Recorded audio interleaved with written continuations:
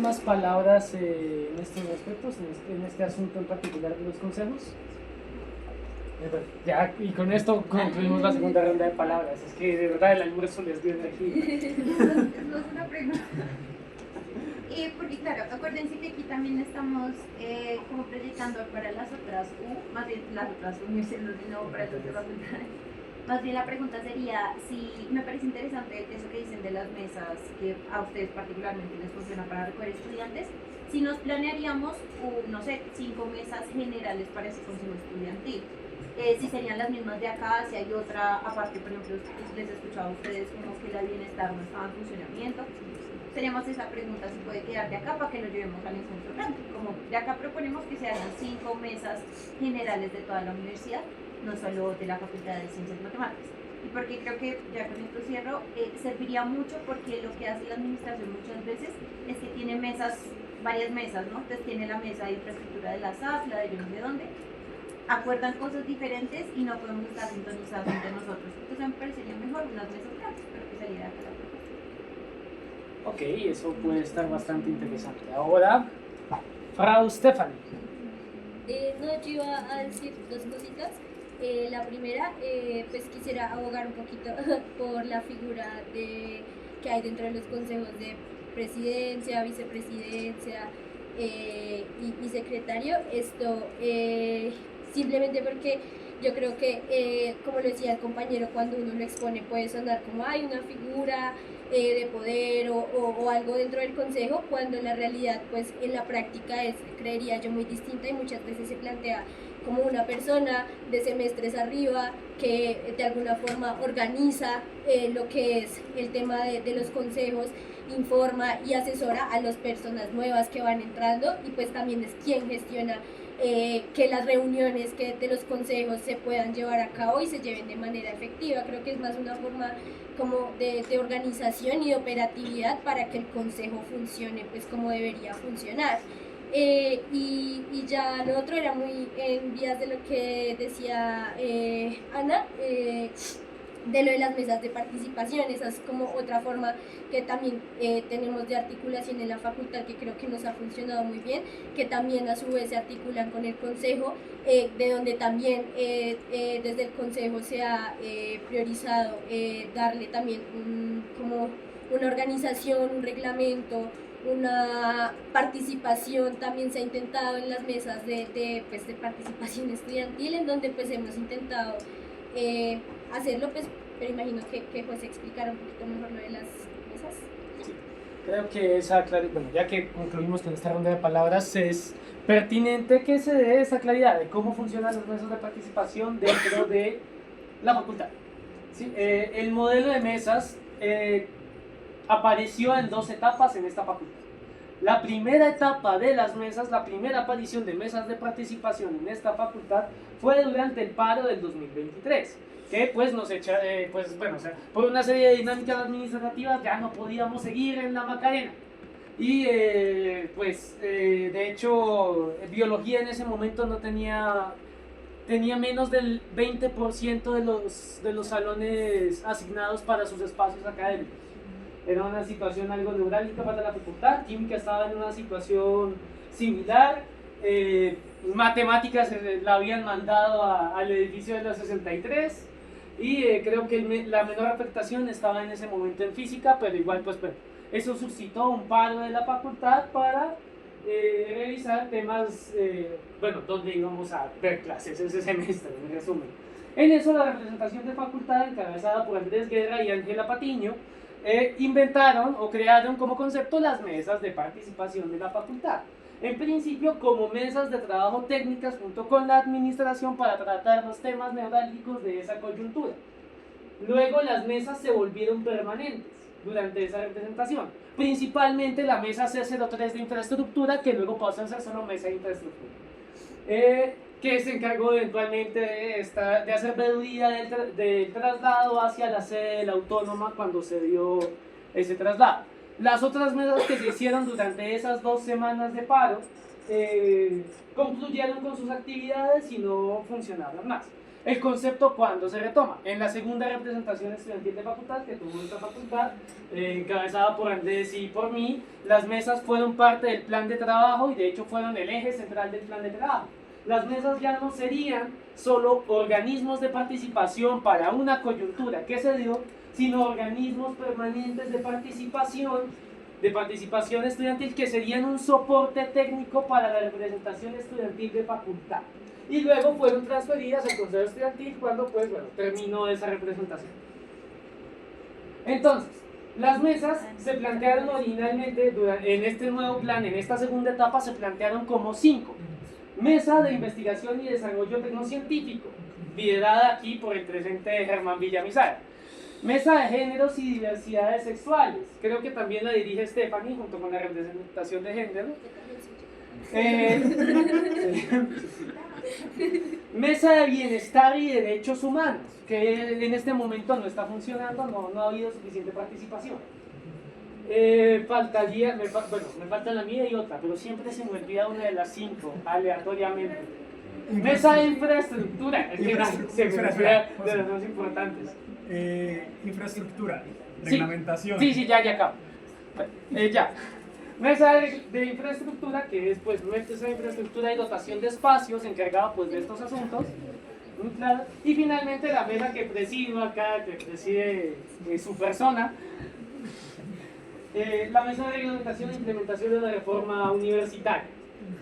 Esas fueron las 5 mesas, insisto, luego pasaron de estar asociadas a la representación, de ser una extensión de la representación estudiantil, a ser órganos extensión del Consejo Estudiantil de Facultad. ¿So pretexto de qué?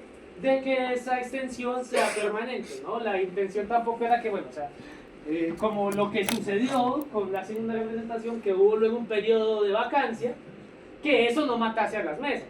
Ya existía el Consejo, entonces, pues que el consejo pues, estaba no solo en capacidad de dirigirlas, que lo ha hecho medianamente bien, sino también en capacidad de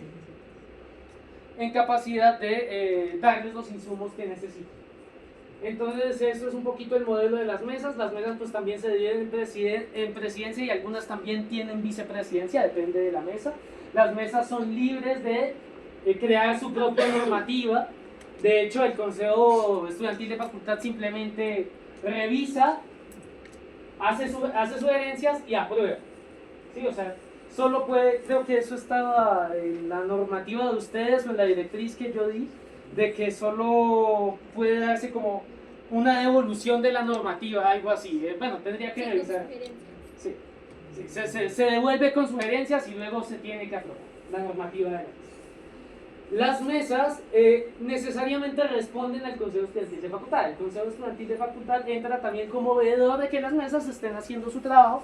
Entonces las mesas anualmente presentan planes de trabajo anual que son revisados por el Consejo Estudiantil de Facultad y también de nuevo se revisan, como máximo se devuelven con sugerencias y luego se aprueban. Las mesas tienen mucha autonomía porque pues bueno, claro, necesariamente tienen que tenerla o si no pues también los miembros se pueden llegar a desmotivar porque, no, es que la mesa que es de investigación, queremos hacer esto, nos mandaron a hacer otra cosa, o la mesa que es de reglamentación, queremos realizar tal y nos mandaron a hacer lo otro y no hacer esto. Entonces eso también podría llegar a mermar un poco las intenciones participativas. Ese es el modelo. No sé si sería correcto o lo conveniente para esta mesa de trabajo que discutamos sobre las mesas o pasamos directamente a representación estudiantil, por ejemplo, que es uno de los temas que tenemos que tratar dentro del documento que nos dio el Consejo Estudiantil. Entonces, pasemos, ya. Pregunta, si quieres, quita el micrófono para que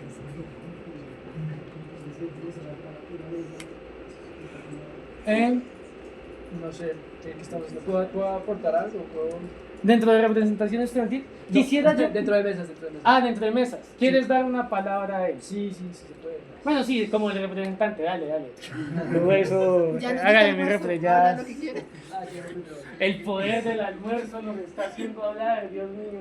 No, pues que digamos que también para ir aprendiendo un poquito, digamos, de la experiencia que hemos tenido acá, y si se quiere proponer como algo ya más amplio de toda la universidad, también ver que de pronto este tipo de espacios de participación no tienen que ser, digamos que para siempre. Ahorita estamos viendo el problema de bienestar, que nadie quiere participar en la mesa de bienestar o nos está costando reactivarla.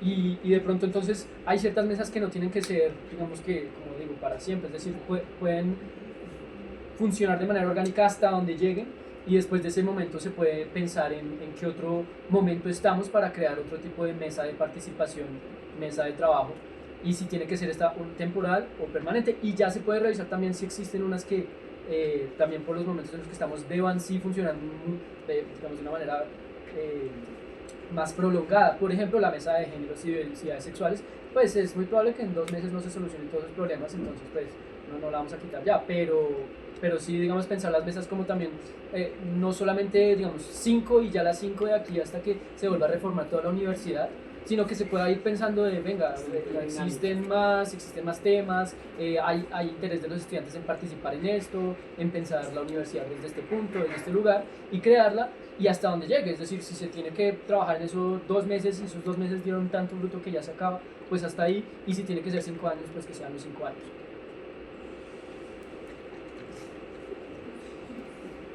Bueno, igual, bueno, antes de pasar quisiera recoger un par de cosas de estas primeras 2 rondas. Una sería pues la propuesta que nos decía Ana. Creo que sería interesante que existan mesas a nivel universitario sin que eso se vuelva mutuamente excluyente, con que hayan mesas por facultades también, ¿no?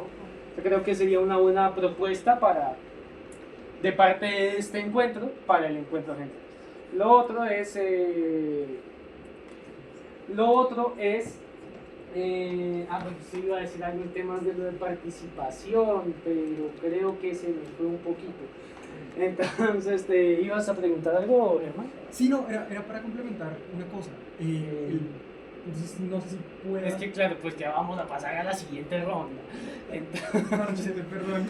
no te preocupes.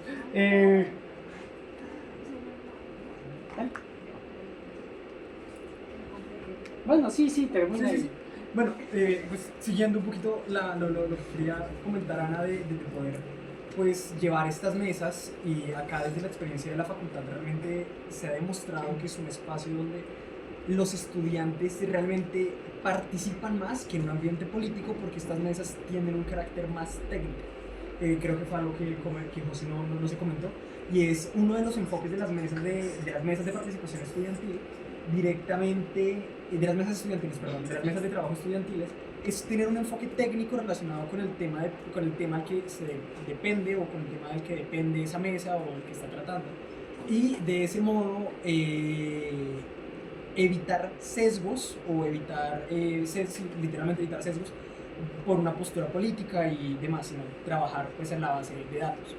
Esto se puede llevar a un nivel universitario, pues porque a la larga estos problemas que nosotros tenemos en la facultad se reflejan en la universidad, y creo que sería pues importante seguirlos trabajando de esta manera, más que para evitar la participación de partidos o esto, que realmente en las mesas nos hemos podido dar cuenta que hay pensamientos muy diversos, y que esa misma diversidad de pensamiento permite la construcción de estos espacios. Lo que permitiría sería poder enfocar los esfuerzos de estas mesas de trabajo a nivel universitario con un enfoque a nivel universitario de las problemáticas que hay, y también no dejar, pues, y también pues no pensar que porque hay una mesa universitaria pues se dejen las otras mesas. Recordemos que pues las necesidades propias que tienen las facultades son muy distintas entre sí por las competencias académicas que ve cada una de las facultades. No es lo mismo la facultad de ciencias básicas con las necesidades que tiene la facultad de ciencias con la facultad de artes, sin ser excluyentes, pero no tenemos los mismos requerimientos en materia de espacios, investigación y bla, todo lo que ya se ha dicho. Que tenemos puntos en común, sí, como es normal, pero la idea es no delimitar estos espacios ya está la universidad, quedémonos ahí, para pues también poder estar en los lugares adecuados con las problemáticas necesarias para el espacio. Listo, entonces ahora sí, continuando con el siguiente punto, que será pues representación estudiantil. Bueno, voy a dejar esta imagen de fondo mientras, ahorita tal vez cambie esto por el estatuto académico o el general, dependiendo de las necesidades que tenga en ese momento para expresar lo que tenga que expresar. Pero claro, la reforma establece, bueno, la reforma del estatuto general establece varias representaciones, ¿no? O sea, en principio consejo superior, consejos de facultad, programas, los consejos estudiantiles que también tendrán ciertas calidades de representatividad, entre otras, ¿sí? Se han flexibilizado algunos de los requisitos que antes teníamos, ¿no? O sea, como bien mencionaba aquí Ana, antes pues teníamos un requisito de tener el 30% de los créditos aprobados, ya es solo no estar en prueba académica. Y eso pues bueno, eso está bien, o sea, da cuenta un poco de lo que decíamos ahorita, es más como no se dejen colgar para poder seguir ayudando, pero también de que se dé una participación más amplia. Esto podemos entrar a discutirlo de nuevo sobre qué la amplitud de la representación, pero pues bueno, también hay otros asuntos que me gustaría enunciar sobre el académico y algunas de las representaciones que se establecen dentro del consejo académico. Y es que claro, yo vengo con algunos de los documentos leídos, entonces vengo con de nuevo preguntas para hacerle al público en casos extremos, ¿no? Como el que ponía yo ahorita, la paradoja de la representatividad en el caso de las representaciones de las escuelas en lo curricular. Entonces, como buen creyente que soy de que la realidad se vislumbra en sus condiciones de frontera, pondré una condición de frontera. La representación ante el Consejo de Escuelas tiene algo que yo concibo como una problemática, pero podemos discutir, y es que se exige que haya una plancha, necesariamente una plancha de posgrado y una plancha de pregrado. Entonces claro, aquí deberíamos entrar de nuevo a la interpretación, porque esto puede leerse de dos formas. Una, que la plancha tenga esas dos componentes, o que sean dos escaños, pero como está escrito da más a entender que es un solo escaño con las dos partes. Entonces, ¿esto por qué sería preocupante? No tanto porque la gente de posgrados no participe, ni más faltaba, bienvenidos, sino que uno, si aquí ya estamos un poco colgados con temas de participación, en posgrados la situación es aún más diciente. En posgrados la gente participa menos, esa gente va a lo que va, entra al salón, ve la clase y se va, ¿sí? Y eso por un lado, y por otro lado, no hay mucha interacción entre los estudiantes de pregrado y posgrado en esta universidad. Entonces, montar una plancha que sea mixta se puede llegar a volver una limitante. Y si está así, bueno, dentro de la propuesta del estatuto académico, puede llegar a ser problemático, ¿no? También podríamos ver, eventualmente, entraría también un poco dentro de representación estudiantil, y creo que sería una discusión propia de esta facultad, cómo entran los estudiantes en las cavas. ¿Cómo entran los estudiantes en las cavas? Porque son temas investigativos y no podemos quedarnos fuera de ellas. Sí, o sea, sí, como bien daba el ejemplo ahorita Nicolás cuando estábamos en la mesa académica, imaginemos que hay una cava de teoría cuántica de campos. ¡Oh, qué alegría! Y yo quiero participar, pero en la normativa no está todavía dispuesto a ninguna herramienta para que los estudiantes nos veamos representados o participemos de estos espacios que a la larga, pues bueno, también van a tener un rol bastante importante dentro de las escuelas y dentro de la vicerrectoría de investigación. Luego están los centros. Le pido a Nico que me refresque porque estos no recuerdo. Dentro de los centros ya está definida la representación estudiantil en la propuesta de académico. Miremos ahí de una vez, aprovechemos que tenemos el documento a la mano. Composición de los centros.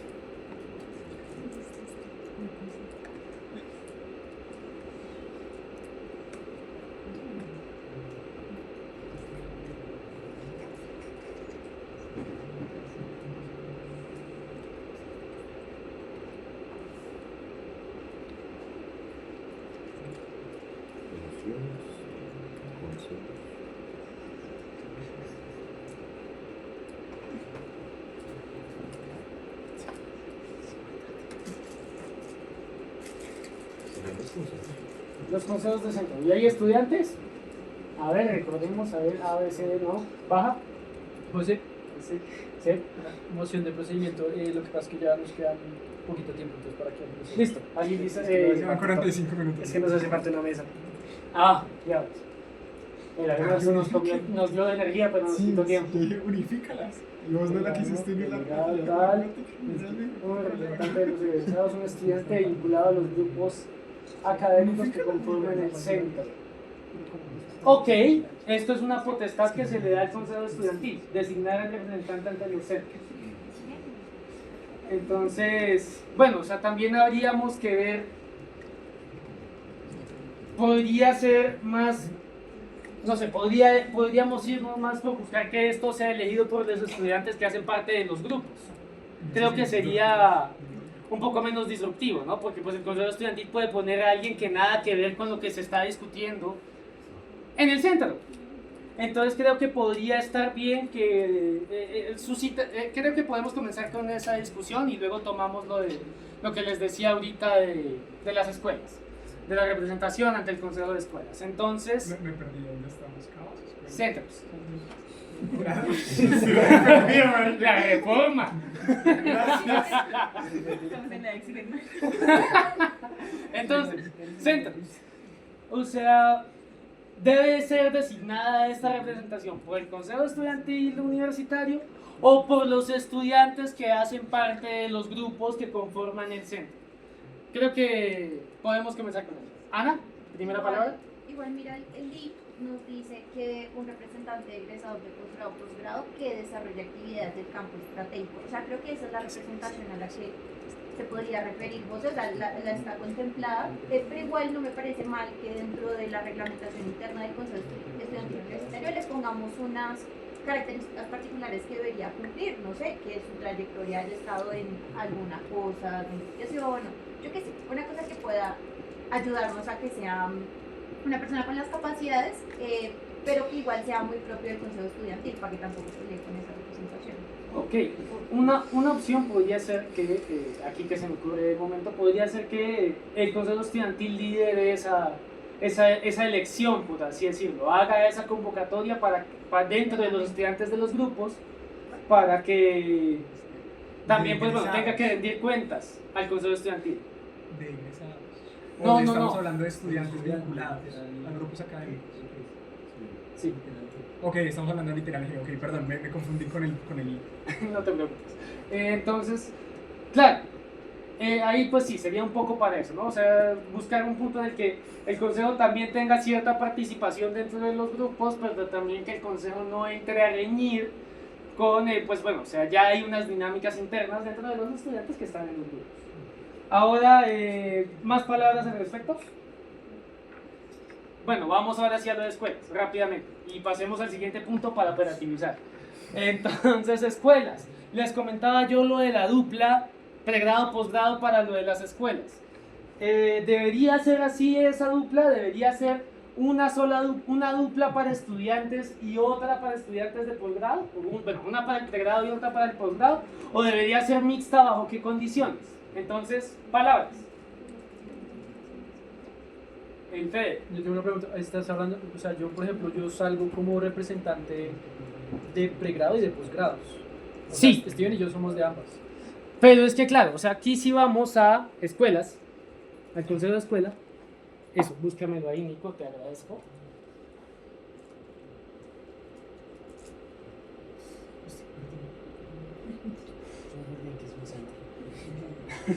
Sí, yo la verdad estoy. Entonces, ¿Qué sucede? ¿Qué es un centro? Sí, esa moción de declaración, Sí, que es un los centro. O centros. sea, cuando hablamos de centros, bueno, vamos a la definición más bien de todo Sí, tu exacto. estatuto. O sea, busca Sí. antes de.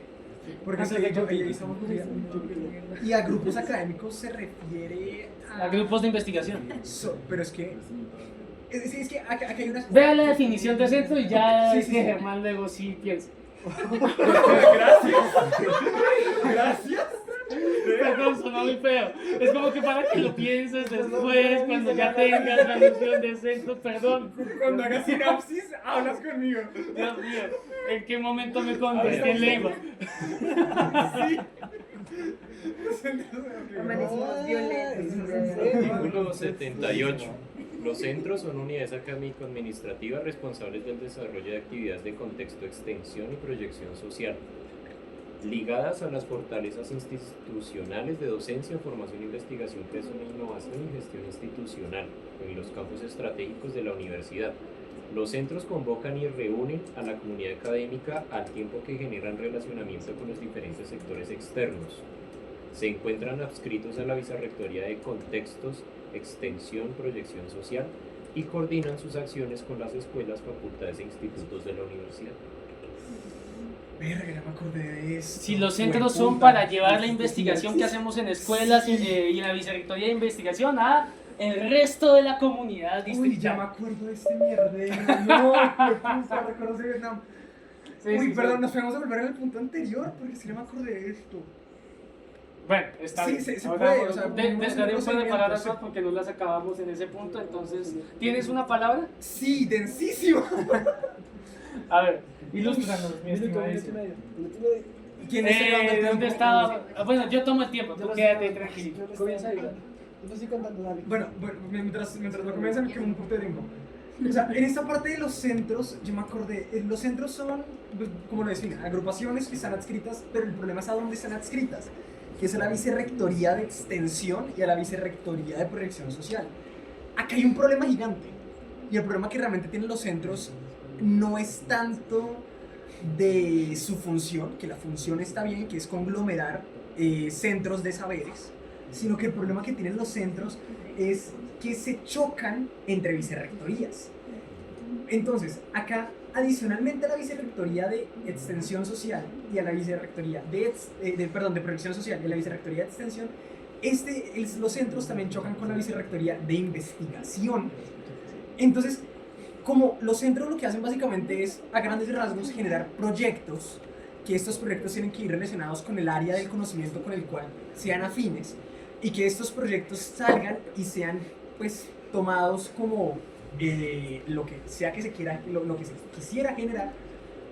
Los centros tienen un problema y es que le quitan participación a las actividades de extensión social en proyección social en investigación que genera la unidad de investigación. Entonces ahí luego chocan estas tres vicerrectorías por la conformación de los centros. Dentro de esas dos vicerrectorías que están ahí, debería sumar la Vicerrectoría de Investigación. Ven, unos segundos. Sí. Y ahora, respecto al estudiante que esté vinculado a esto, hay un pequeño inconveniente respecto a el estudiante vinculado. Acá viene cómo se determina que estos estudiantes de grupos académicos, y por eso estaba preguntando específicamente a qué se refiere a grupos académicos, porque no es lo mismo un grupo de investigación, un semillero de investigación, un grupo de trabajo y todos los grupos donde el estudiantado tiene participación que pueda trabajar ahí. Entonces, que no esté textualmente especificado qué grupo académico específico es, limita, no sectoriza, porque los centros buscan eso, sectorizar en un área de saber específico, a qué es que debe pertenecer.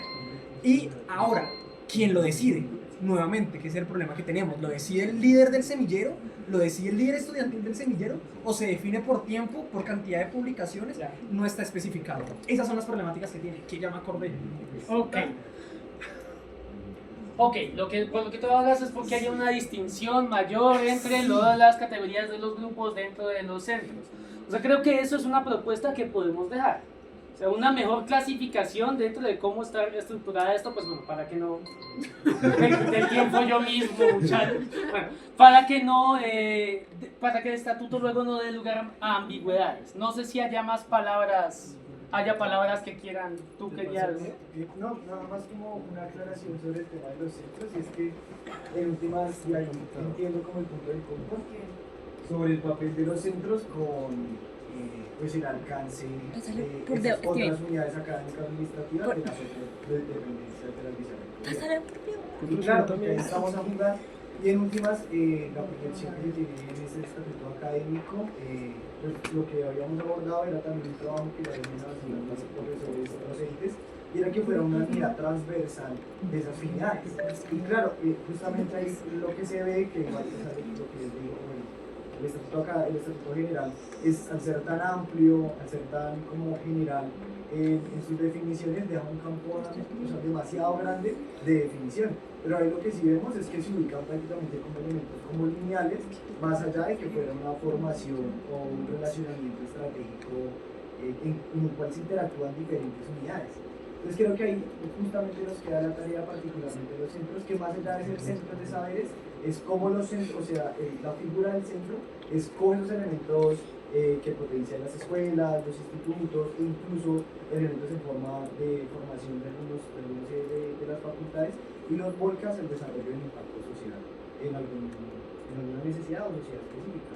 Entonces para que lo tengamos en cuenta, porque lo que mencionas ahí sí tiene, o sea, debe tener esa visión transversal y que no choque, sino que se desarrolle en la medida en la que se potencia la investigación y el conocimiento. Sí, o sea, acá como replicando. El tema no es tanto que no sea transversal, porque deben ser transversales, o sea, en definición los centros deben ser esta transversalidad entre las mismas vicerrectorías. El inconveniente es que en el papel no está. Entonces, como no está en el papel esta transversalidad entre todas las vicerrectorías, luego va a pasar lo que ya sabemos que pasa, y es que qué pena, esa no es mi jurisdicción porque en el papel no está. Entonces, los centros en este enfoque de básicamente que es un centro de relacionamiento y hacer networking y generar proyectos y poder guiar la línea de investigación y proyección social que van a tener estos impactos, si no está transversal y no está en el papel, es un inconveniente que va a generar luego conflicto de intereses. Ese es el verdadero problema de que no esté. Listo, entonces bueno, bastante interesantes las intervenciones, creo que son fructíferas para luego considerarlas en el encuentro general y siempre que paso por acá me encanta el entonces, lo siguiente, ¿cuál era el siguiente punto? Déjenme un segundo, lo reviso. ¿Tienes palabra o estamos solo ustedes? Ese relator, esta relatoría va a estar sabrosa. Sí, ese relator va a estar ¿Ese relator? Ese Gemini Pro. Yo por eso les decía, saquen acta. Esto va a estar bien. Sí, eso va a estar largo de compilar. Sácate acta, no relatoría. ¿Dónde está el documento? Acá está. Y el siguiente tema, ya representaciones estudiantiles, es organización estudiantil. Creo que cae un poco dentro de todo lo que discutimos con el colegio estudiantil, porque ahí discutimos un montón de cosas de este asunto. Creo que lo podemos ya dar por tomado. Participación de estudiantes y trabajadores. O sea, bueno, ya hemos discutido de la participación estudiantil ampliamente, pero le pido una claridad a la representación de facultad sobre este punto de participación de estudiantes de trabajadores. Lo que quieren que se discuta es la integración entre estos dos tipos de participación, o que se discutan ambas cosas por... Yo también tengo una pregunta. ¿Trabajador de la universidad o sector como en el CSU está el representante de trabajador? ¿Cómo se llama? Sector productivo. Gracias. Entonces, el sector productivo, o sea, ¿a qué te refieres con trabajadores? ¿A los trabajadores de la U o al sector productivo? Trabajadores de la U.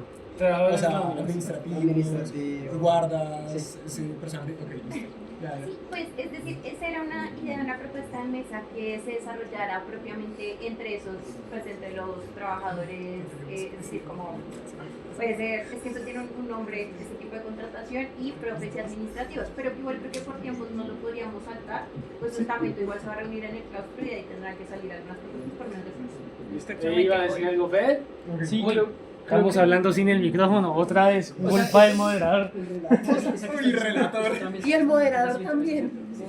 No, esto es de otro punto de vista, pero lo yo me vamos encargo de a... moderar la marca inicial del foro y Estamos en democracia. Y el medio Y la que sigue es proyección cada social. mesa tenía un O sea, moderador. ya con eso creo que podríamos dar por... Porque yo no iba a estar en las 4 mesas al tiempo. ya con eso entonces creo que podríamos dar por cerrada la mesa de democracia. Creo que han sido esfuerzos fructíferos, y dentro de esta relatoría que está en el teléfono de Jiren pueden salir cosas muy interesantes para el encuentro general. Entonces, gracias por participar en esto, y ahora sigue la de proyección social. Bueno, ahí sí la representación verá a quién pone a moderar. Que muere el representante. que lo La estaba haciendo. presidencia de la mesa de bienestar.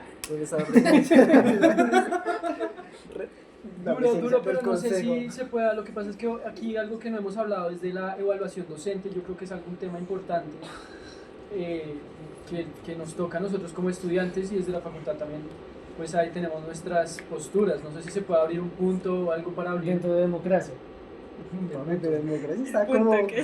No, bueno, sí, o sea, un puntico intermedio. Pues es ya que estamos para- ahorita entre plenaria, entre mesa final y entre... Nos vamos a la casa, entonces... Bueno, pero en vez de porque ya me duele la espalda. Bueno, no, sí, yo digo. Dale.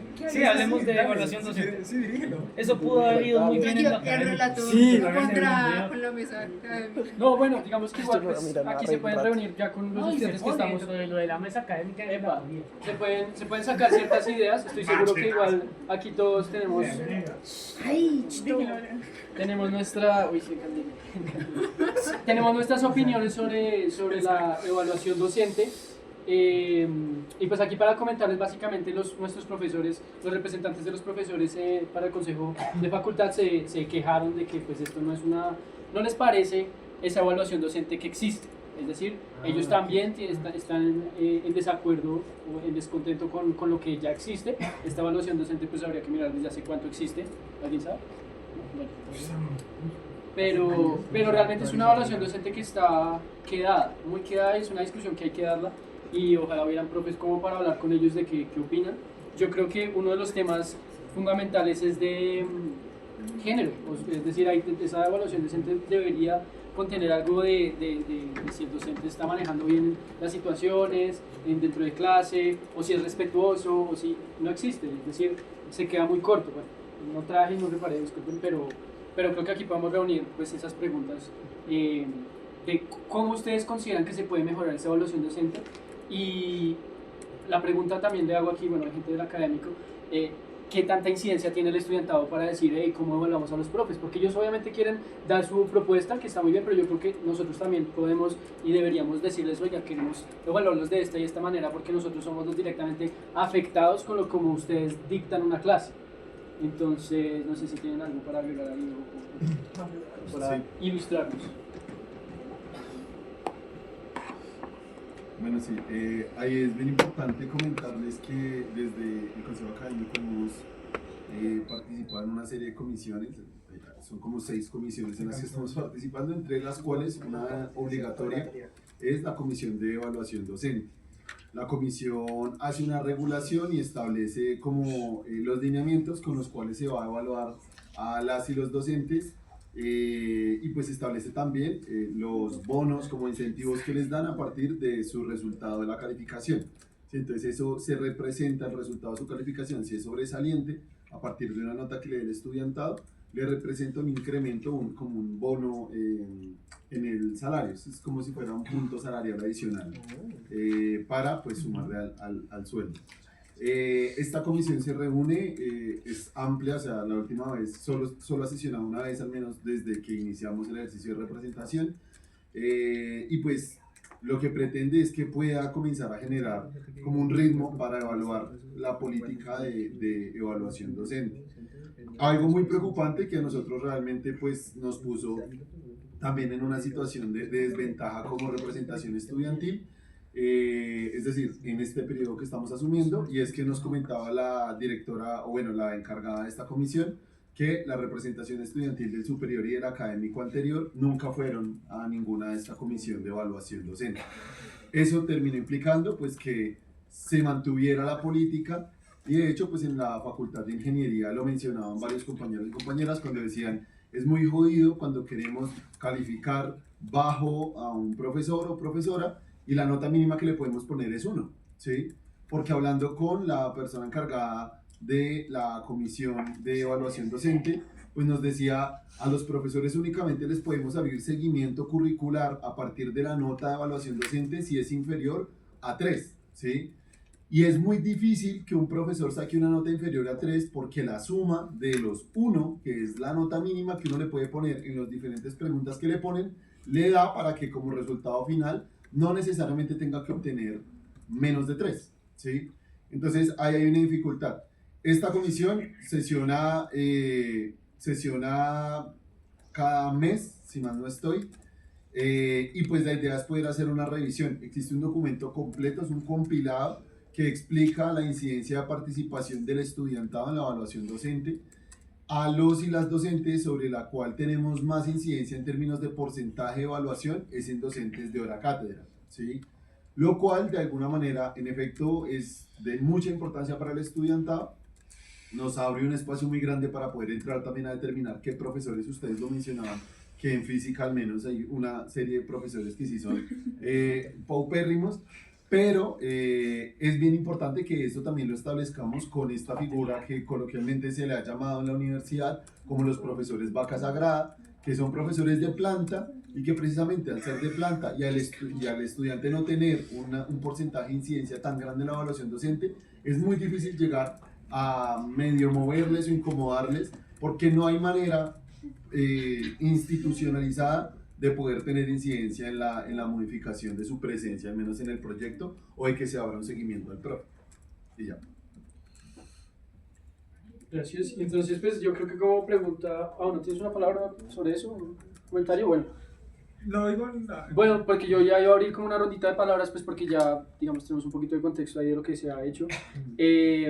Pero pues ¿ustedes consideran que la evaluación docente, digamos, logra, uno como estudiante logra reflejar la opinión y de eso? ¿Y cómo usted considera que podría ampliarse? ¿Qué preguntas de pronto se le ocurre o qué punto de evaluar hace falta en esta evaluación docente? ¿Una palabra? ¿2 palabras? ¿3 palabras? No, comencemos. Con amor. Espacio. ¿Minuto y medio? Minuto y medio.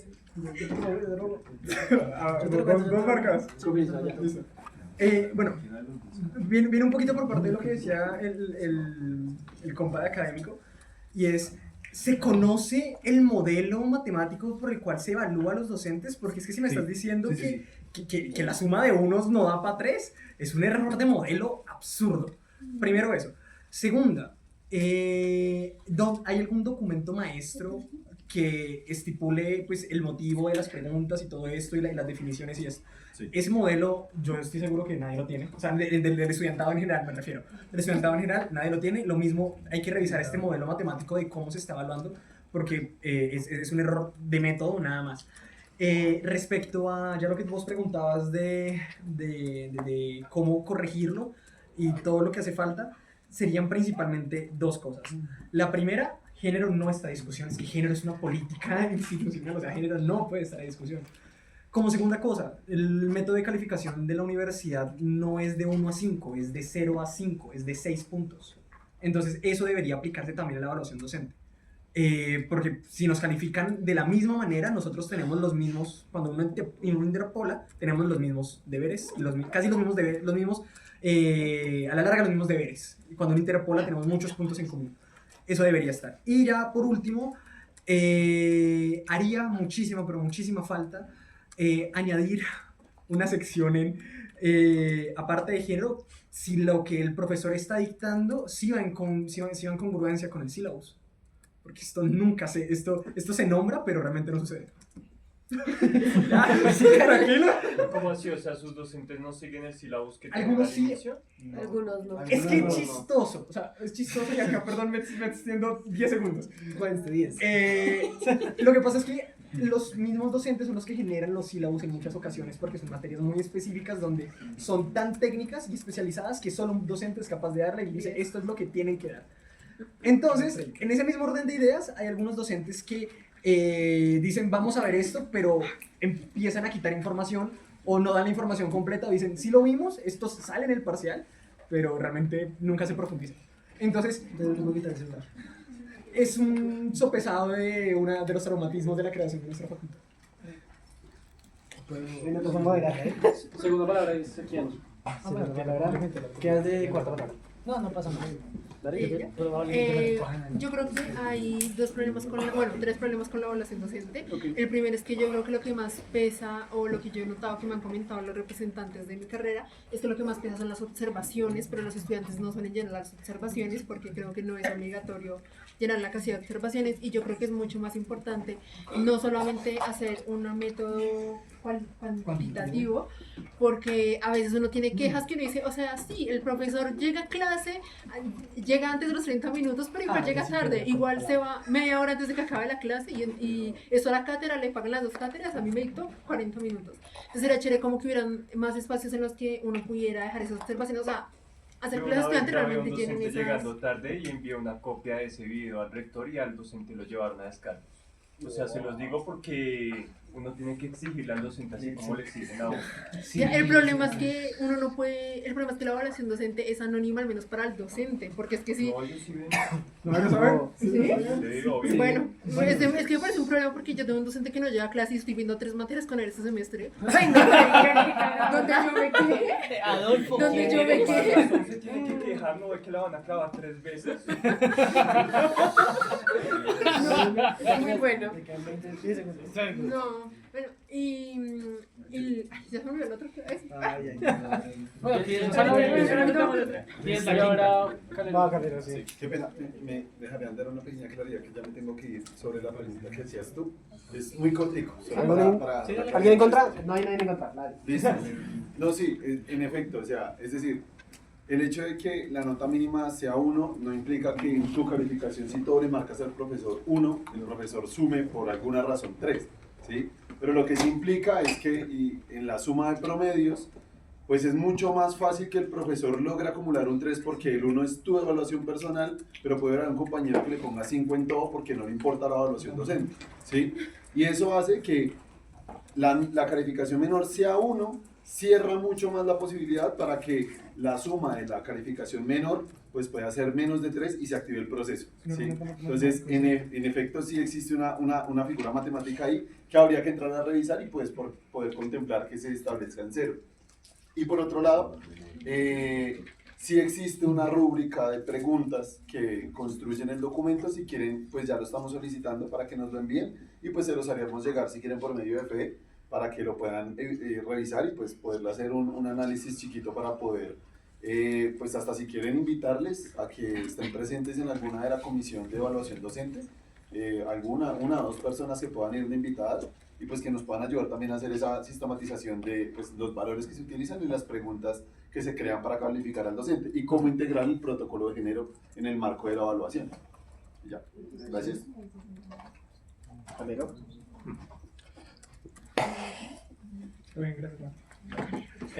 Bueno, pues mi palabra más que todo a que la evaluación docente tal y como está favorece mucho a los docentes que son estrictos más no buenos docentes.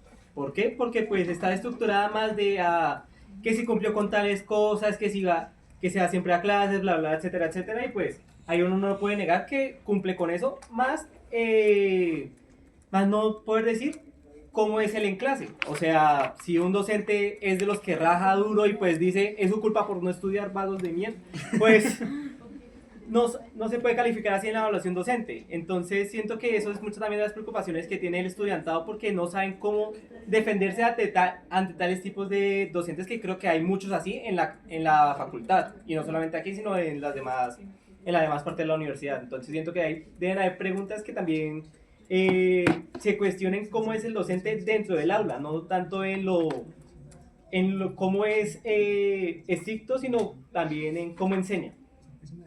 Gracias. Ya ahí cerramos la ronda de palabras. Jorge quería una, Jorge quería una. Y ahí estamos. Listo.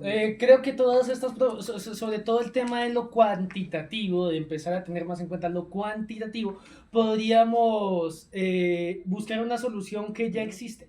O sea, digamos, los que estamos aquí de física y quienes somos partícipes del semillero con nombre de enfermedad venérea, el sífilis, recordaremos que hace unas semanas se presentó el trabajo de grado en modalidad de pasantía de Santiago Criollo y Daniel Ramírez, que de hecho hicieron un modelo utilizando redes neuronales de Boltzmann para clasificar a los docentes en la evaluación docente de la Universidad Pedagógica para el programa de la licenciatura en química de allá. Es un modelo que, bueno, se acoge y te dice, pues bueno, si hay un conjunto de palabras que tienen, bueno, un peso que se les asocia como negativo, las va clasificando y las va ordenando. Entonces, digamos, este docente en la evaluación docente tiene tales palabras y tiene muchas palabras de peso negativo. Entonces, ¿qué está pasando? Sí, o sea, estamos en la era de la información, estamos en la era de la inteligencia artificial y los modelos de lenguaje, en general de los modelos de lenguaje. Podemos aprovechar las tecnologías que existen para empezar a incluir estos criterios de forma más exigente o más estricta en la evaluación docente. Gracias.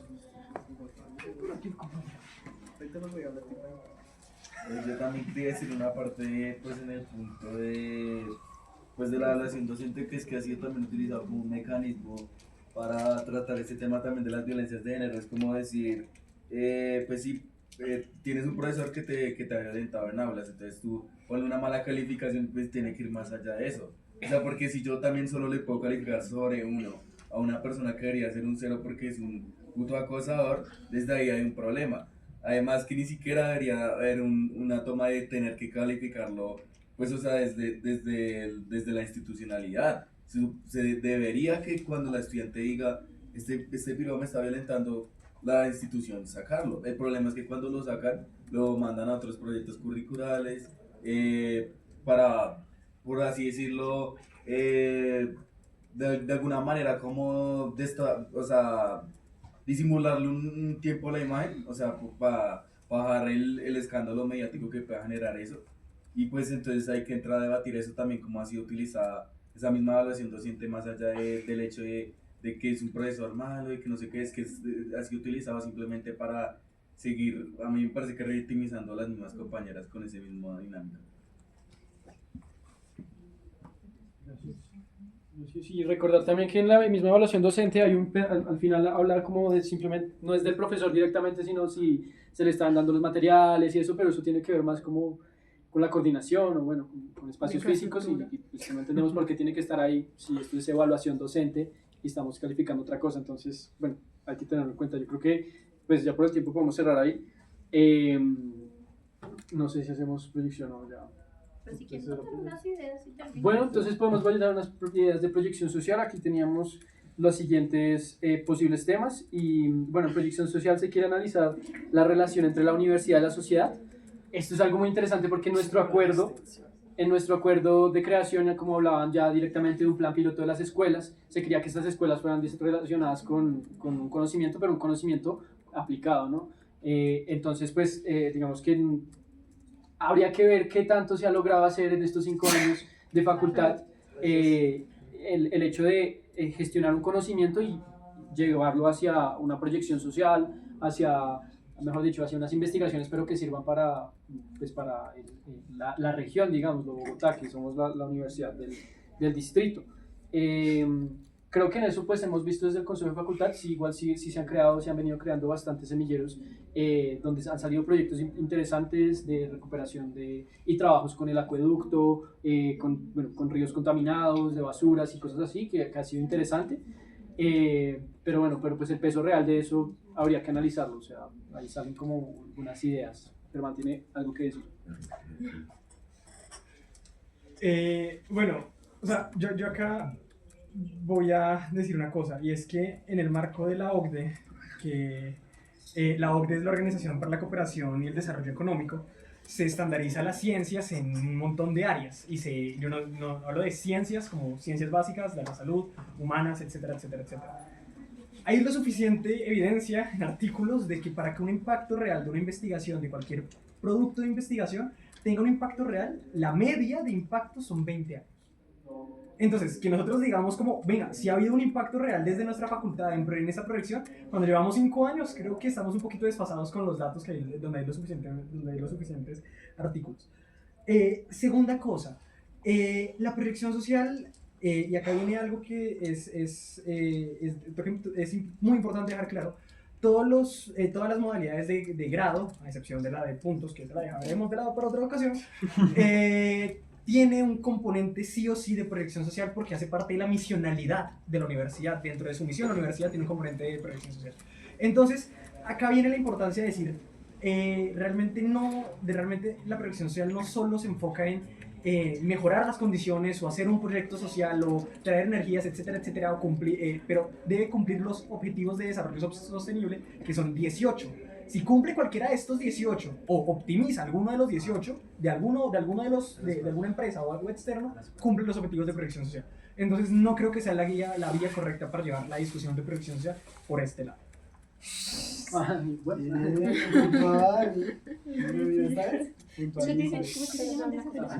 O de objetivos de también me tengo que ir ya corriendo, pero solo les iba a dejar para que lo piensen, creo que ustedes son duros en eso. La universidad tiene un observatorio de ciencia y tecnología que no está funcionando, se aprueba en el 2025 y no hay mayor cosa. Entonces sí puede salir de proyección aquí como una propuesta de, no sé, qué podría estar haciendo la facultad para trabajar en ese observatorio, para ponerlo a funcionar, sería súper. Quedo pendiente de las cositas. Y si alguien se quiere meter al metodológico para masticar todas las propuestas de acá, pues cualquier cosa con los refrescos. ¿Listo? Entonces ya, me voy, perdón. Listo, Quiero, gracias. gracias. Hasta luego. Bueno, ya igual quedan 10 minutos de jornada. Bueno, digamos que podríamos hablar un poquito de lo que dice la REP. Entonces existe este observatorio y algo importante de este observatorio que fue recién creado es entender cuál es la misión de un observatorio. Sí, ese es un observatorio de investigación, fue aprobado en noviembre del 2025 y yo también desconozco desde la representación nuestra facultad cómo ha incidido en este observatorio. Ahí tiene unas funciones bien específicas. Incluso no sé si desde las mesas tienen alguna idea de este observatorio, si ya alguien está participando ahí, pero la verdad lo dudo. Dudo también que la universidad esté enterada de esto, o sea, más allá de nosotros, este grupo selecto de estudiantes que le acaban de decir. O de pronto le leyó esta, a mí me la había pasado cuando yo estaba en campaña el año pasado. Pero entonces, ¿el observatorio de qué se trata? Un observatorio se trata de mirar el estado de algo, y en este caso es el observatorio de investigación de la universidad. Entonces se debería tratar de que este nuevo, porque es nuevo observatorio, se centre en esto, ¿sí? Se centre en unos grupos que estén enfocados en mirar cómo está el estado bueno, creo que es redundante, cuál es el estado de la investigación para la facultad. Aquí tenemos igual pues nuestra mesa de participación que podría articularse con ellos, y tocaría más que todo hacer una revisión de esa normativa para ver si hay que complementar algo o de pronto simplemente hay que activar ese observatorio pues que ya está supuestamente en funcionamiento desde noviembre del 2025. No tengo en este momento idea de quién es el director del observatorio o quién está asignado, creo que aquí nadie sabe, entonces pues bueno, queda ahí como de que hay que mirarlo, hay que llevarlo igual esas cosas para el encuentro grande y que en serio se lleven a cabo cosas que ya están abiertas como este gran observatorio de la investigación que en nuestra facultad finalmente es de ciencias, ¿no? Bueno, ¿alguien quiere aportar algo?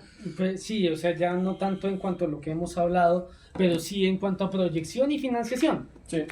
Porque hay un elemento, Germán ya está sonriendo porque sabe de qué voy a hablar. Hay un elemento que se ha propuesto en ya varias ocasiones, que hemos discutido de forma favorable como facultad y que creo que es pertinente que volvamos a revisar.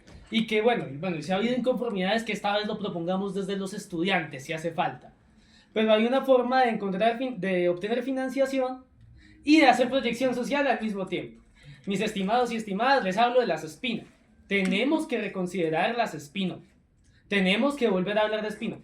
Bueno, entiendo que ha habido malestares respecto a algunos de los asuntos de cómo han sido propuestas en la forma, pero es que no podemos desaprovechar la oportunidad de financiarnos, o sea, y lo digo en el sentido de que tampoco debemos dejar de pelear porque mantengamos y incrementemos la financiación que nos dé el Estado, pero también tenemos que buscar formas de financiarnos más porque la universidad siempre está creciendo, ¿sí? Así querramos que la universidad se mantenga en un tamaño, eso creo que es un lujo que se pueden dar lastimosamente más las universidades privadas por su forma que las universidades públicas, a quienes nos exige tener mayores admisiones cada año, ¿sí? Puedes sintetizar que es un spin-off para... Entonces sí, bueno, la spin-off es un emprendimiento de base tecnológica que surge dentro de un grupo de investigación pues basado en los conocimientos que se adquieren o se encuentran dentro de ese grupo. La idea de la spin-off fundamentalmente, ¿qué es? Como la propone el Ministerio de Ciencia, Tecnología e Innovación,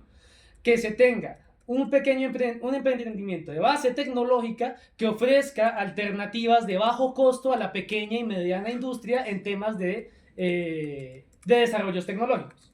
sea, queremos ofrecer a la sociedad civil, a las pequeñas y medianas empresas, desarrollos tecnológicos. Queremos ofrecerles, no sé, análisis físico-químico, no sé, creación de sintetización de compuestos que pueden ser útiles para sus procesos industriales, etcétera, etcétera, etcétera.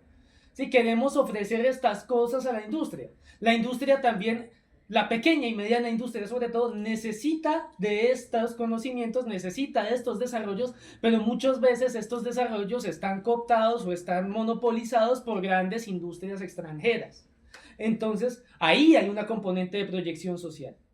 Y ahí también hay una componente de nuevo, financiamiento, que puede permitirnos eventualmente financiar las propuestas de trabajos de grados de los estudiantes. Porque claro, una de las quejas que hubo en esta facultad respecto a las spin-off cuando se hizo la propuesta es que, no tenemos cómo garantizar que el dinero efectivamente se reinvierta en investigaciones.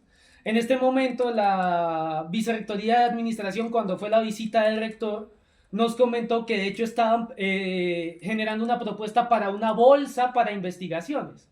¿Por qué no enlazar las dos propuestas? Que las spin-off, que todo lo que entre de las spin-off entre a la bolsa de las investigaciones, o la parte que corresponde a la universidad de las spin-off, que entre a la bolsa de las investigaciones y que se utilice principalmente para eso, para financiar investigaciones de estudiantes en la universidad. Perfecto, muchas gracias. Sí, de spin-off, pues lo que... tú tienes aquí una... Bueno, aquí puedo... Sí, no, yo creo que igual este debate de proyección social es más amplio que la discusión sobre las spin-off. Creo que parte también por entendernos nosotros como estudiantes, cómo podemos ofrecer realmente pues, una solución a las necesidades de la sociedad.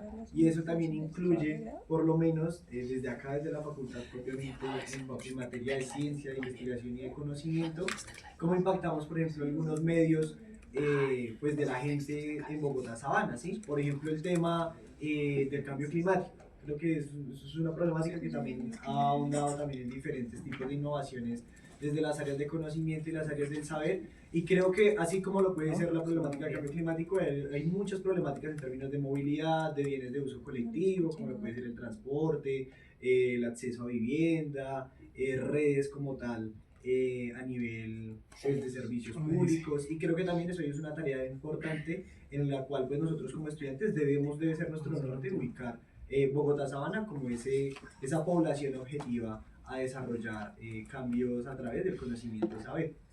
Y ahí sobre eso, ese debe ser uno de los enfoques bajo los cuales debe orientarse ese nuevo observatorio que se aprobó el año pasado, pero que ni fu ni fa, ¿sí?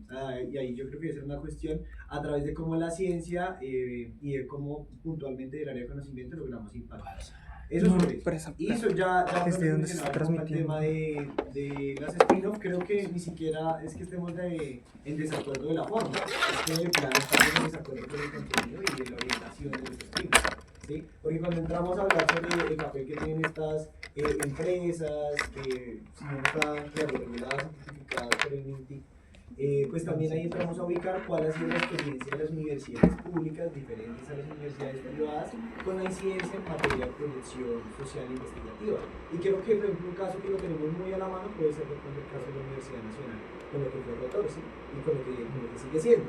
Entonces, claro, siguen siendo entidades privadas que funcionan bajo unos intereses particulares y unos beneficios particulares también a un sector objetivo de la sociedad que dista mucho de dinero, y hay que también, para puntualizar, la materia y por ejemplo el reacondicionamiento de los espinos de inserción ya mucho más generalizada, porque pues existe en los planes de la universidad, pero mucho más generalizada dentro de la facultad y de la universidad, no soluciona la crisis en términos financieros que tiene la misma. Creo que también hay que ubicar, por ejemplo, ese pequeño aumento que se hizo en materia del 86-87 de la ley 30 de educación superior, que ya también dota otro tipo de realidades en materia financiera, pero que también no solamente los espinos se deben ubicar en términos de qué tanta plata reciben las universidades, sino cuál es el norte investigativo que tiene la universidad. Y creo que ahí ya entramos en otro tipo de discusión, pero es la verdad muy interesante, muy valioso. ¿Cuántas palabras quedan? Dos. ¿Dos? Listo, tomo una. Bueno, yo les quería mostrar esto. Y es que este objetivo y esta línea eje temático directamente de la proyección social se debe y está, de hecho, enfocada en los objetivos de desarrollo sostenible dentro de la política de investigación de nuestra facultad y directamente dentro de la generación de los grupos de investigación de la facultad. Todos los grupos de investigación que estén institucionalizados ante el Ministerio de Ciencia, Tecnología e Innovación deben seguir alguno, como mínimo, uno de estos 17 objetivos de desarrollo sostenible, que son objetivos de desarrollo sostenible que se desarrollan en el marco de la ONU para poder estandarizar cuáles son las crisis principales y económicas que tenemos, principales sociales, económicas, de financiación, energéticas y bla, bla, bla, que tenemos a nivel del mundo. Entonces, directamente a nivel de proyección social, lo que les comento, la universidad en cada una de sus modalidades de trabajo de grado debe cumplir alguno de estos factores, el que sea, pero debe cumplirlo. Cualquiera de los objetivos de desarrollo tiene que cumplirlo. De alguna perspectiva, algún enfoque debe estar interlineado. Ahora, ya directamente relacionado, muchos de los cumplimientos de estos objetivos de desarrollo sostenible, por ejemplo, vida submarina, la Universidad Distrital no tiene forma de poder financiar investigaciones ni trabajos de grado en vida submarina. Específicamente, ¿por qué? Porque no contamos con las instalaciones, ni con los medios, ni con los equipos, pero sí tenemos profesionales. Tenemos profesionales en biología y en licenciatura en biología, los cuales pueden enfocar su trabajo de grado con vida y desarrollo sostenible dentro de su modalidad de trabajo de grado. ¿Por qué es importante este tipo de situaciones?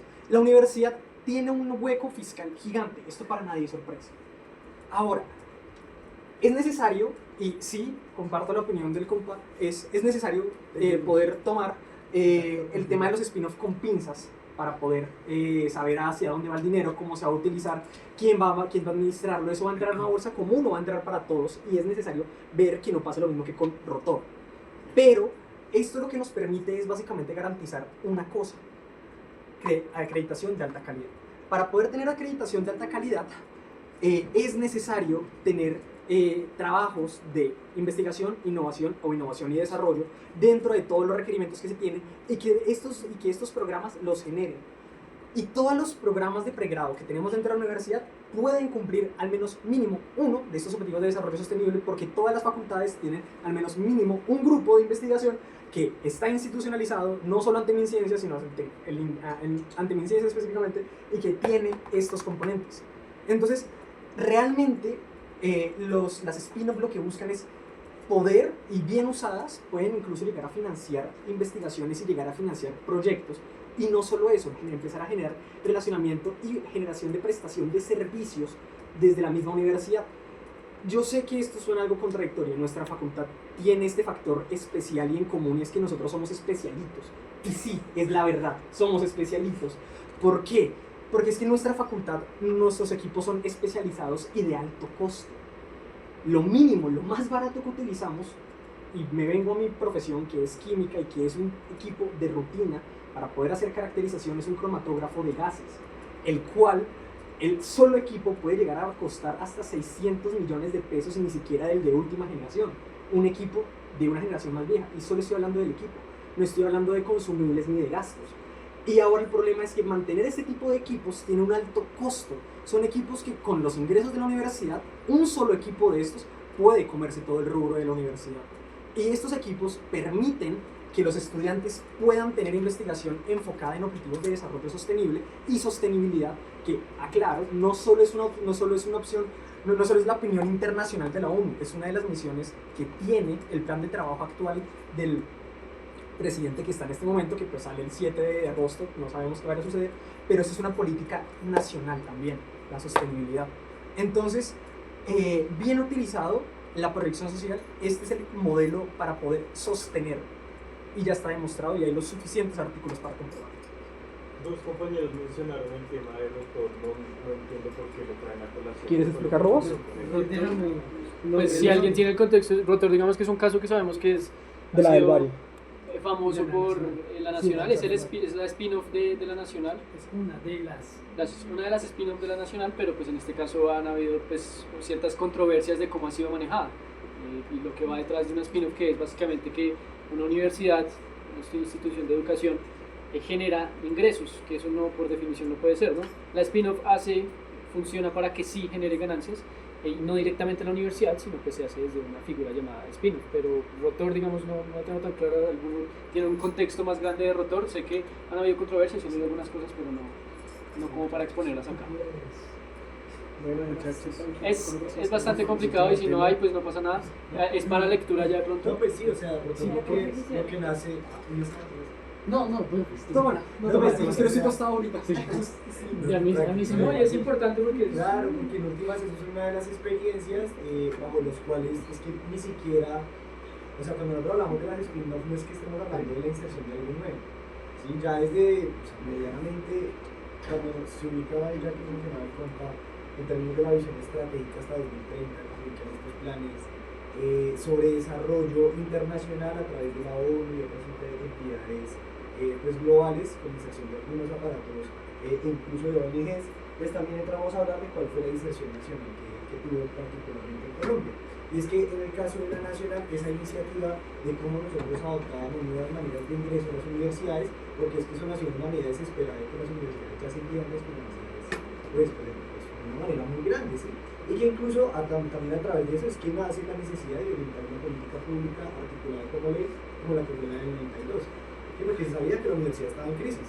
Y pues la solución fue que una salida no liberal, la cual ya se orientaba la ley pues, de educación superior. Entonces, con esta medida de las spin-off y este aumento del desarrollo en términos de sostenibilidad, de maximización de producción, incluso maximización de beneficios sociales, que se orientan en términos internacionales, nacen las spin-off.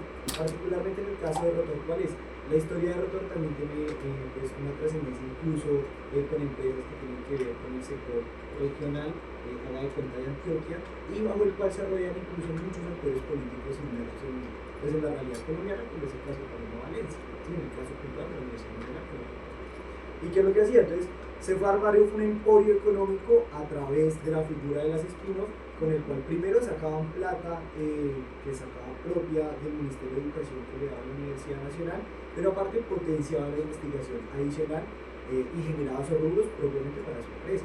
Entonces ahí lo que vemos es que se empezaba a generar una red fuerte que ni siquiera era solamente de académicos investigativos, sino que incluso temas de política nacional, incluso política regional, ya sea aquí en Bogotá o en Antioquia, y fue una de las principales barreras que se terminó colapsando el sistema de las spin-off en el caso puntual de Rotor, y que los estudiantes de la universidad dijeron, bueno, esta vuelta no está ni siquiera generando mayores tipos de ingresos a la comunidad cultural nacional, pero sí están viendo un nicho económico muy propio de ese grupo particular de estudiantes de Rotor. Entonces ahí cuando nosotros hablábamos sobre eso, creo que igual que esto es un debate interesante, o sea, porque esto es un debate que aún está abierto y es una discusión profunda sobre para qué nos pensamos en la universidad.